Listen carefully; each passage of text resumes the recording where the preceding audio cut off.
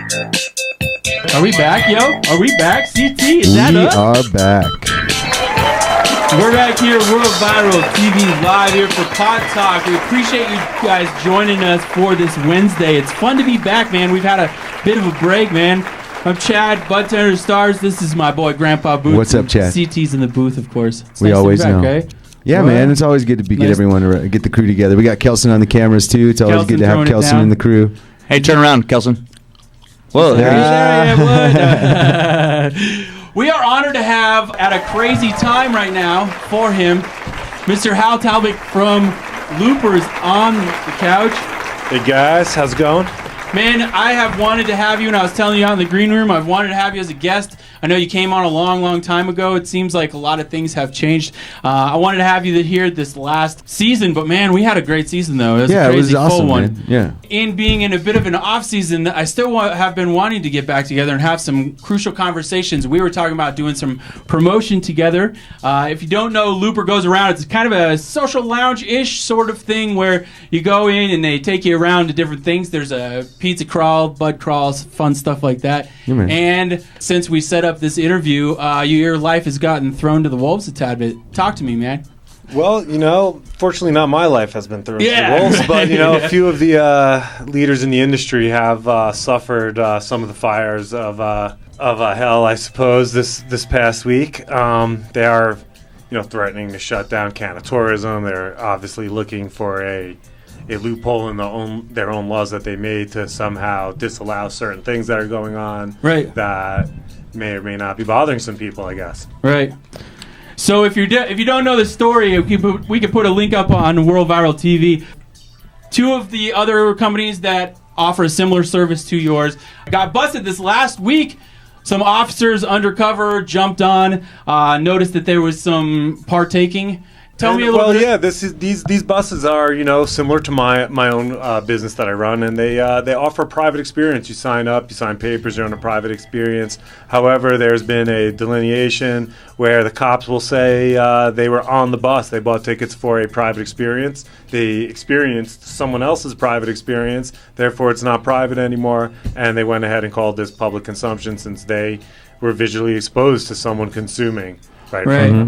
Right. So they're relying on the legalese. Yeah, that doesn't even make any sense, Well, I mean, it's like alcohol on a limousine is the same exact scenario. They're not allowed to drink alcohol in a limousine. You're not allowed to do any of that stuff, technically, except according to ordinance and state, if it's a private vehicle and the owner of the vehicle gives you permission to do what you want in the back of a private vehicle, you can. Right.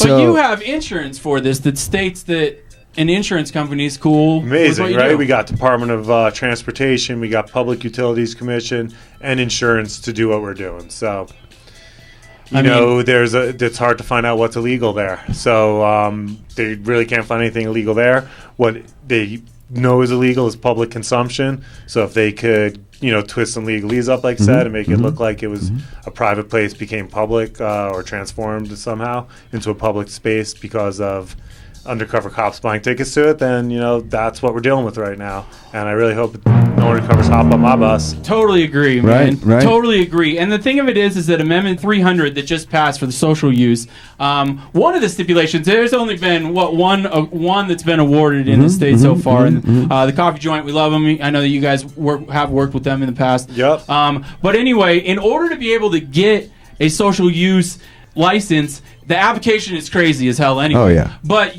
one of the requirements within the application is you have to have neighborhood consent. Basically, if you want to have a social use club within within the city, you have to make sure that the neighborhood around you is cool with it. But with a Loopr or with any of the other names out there, you don't have a neighborhood to be like, hey, dude, y'all good? You know what I mean? Because you go through We all just drive to another neighborhood. If you don't like us where we are, we could always head off to another one.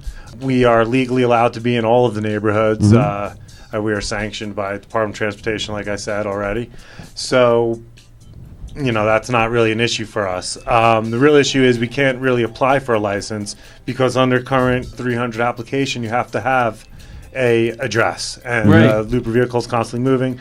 So we need something different in place. We need a license that allows us to operate safely, responsibly, the way we've been doing so far, but, with some clearance so that there's no more confusion, of course. It seems to me like Denver is missing the point a little bit. Like the cannabis tourism side of things is a huge revenue draw, and it's a huge draw for all these different events that people are coming to. I mean, we've got events going on every weekend. You know, a lot of the draw for people to come to Denver, as opposed to some of the other communities that have a similar type of event, is that they can use cannabis here. Right. You know, and even if we don't give them a fucking place to. Well, but it's like, you know, I mean, they got it. It's obviously those of us who have been in Colorado since the medical laws changed, like. It's easier to get away with smoking weed in Denver than it is in a lot of other places. Right, for sure. But like, this is a high volume revenue stream for the city, and it just shocks me that they would target the tourists. I can't believe they ticketed the tourists. It's harassment. Yeah, I think so too. And I don't understand why, after successfully implementing this for 4 years and watching all the revenue come through, that Mayor Hancock and Loopr and all these guys that keep talking about this as a grand social experiment don't say, we're making a bunch of money and people are happy. Let's let them enjoy this. It's safe, right? You have licenses.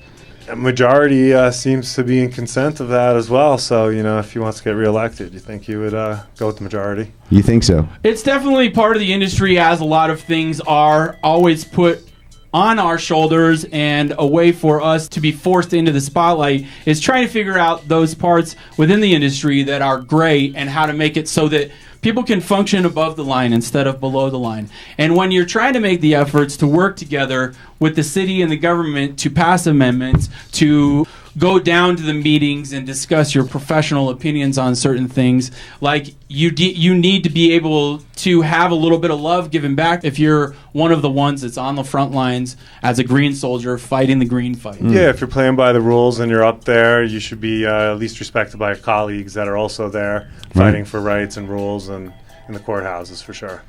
So what's the plans, man? I know I don't mean to talk all about that.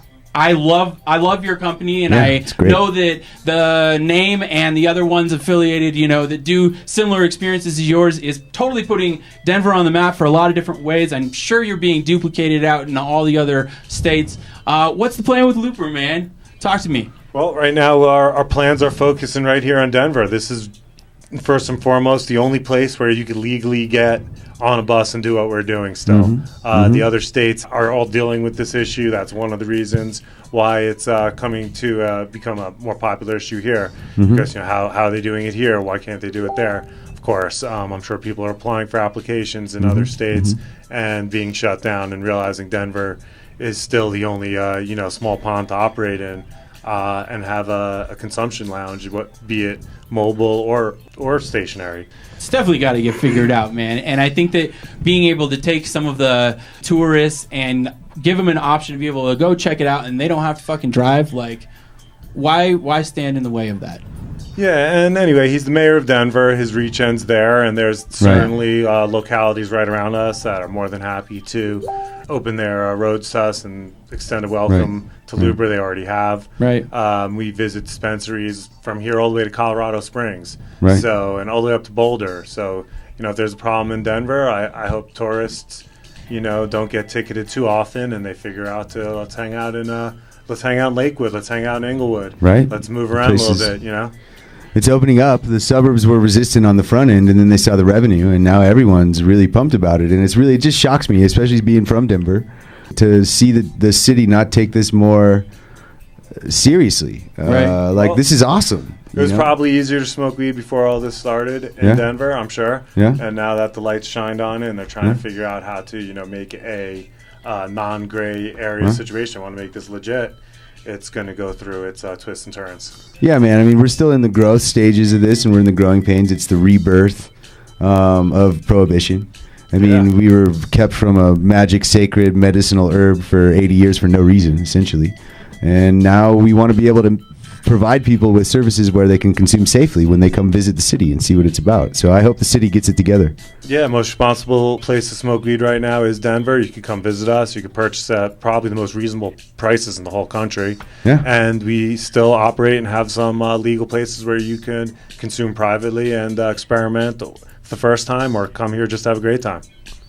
To all those tourists or anybody that hasn't been here to enjoy the experience, Denver's trying to do everything that we can to make sure that you're good and that you're safe. So pay attention to some of the leaders in the industry, like Hal, like some of the other ones that have been on Pod Talk before, and we'll kind of guide you. Don't be scared to get your ass out here and enjoy Smoke these some weed. fucking Rocky Mountains, Yeah. dude, right? And come out and smoke some weed with us tonight. We got a movie night on the Loopr bus. You type in That's legal, all capitals, and you save $5 on your ticket. We'll be watching There it is. Pineapple Express, and we're leaving from right next door over here at Colorado Harvest Company off Broadway. There it is. 1568 South Broadway. They're going to be leaving in a few hours. Still got a little bit of time. I'm sure that bus fills They'll up be giving pretty you well. some sweet deals over there. Yeah, they Hell always yeah. hook it up. Exciting. Hal from Loopr, thank you so much for being here. Thank you for joining us tonight. Pod Talk, we will be back another time. Have a good rest of your summer. Hell yeah. Yeah, right? Yeah. We'll see you soon. Yeah, thank you.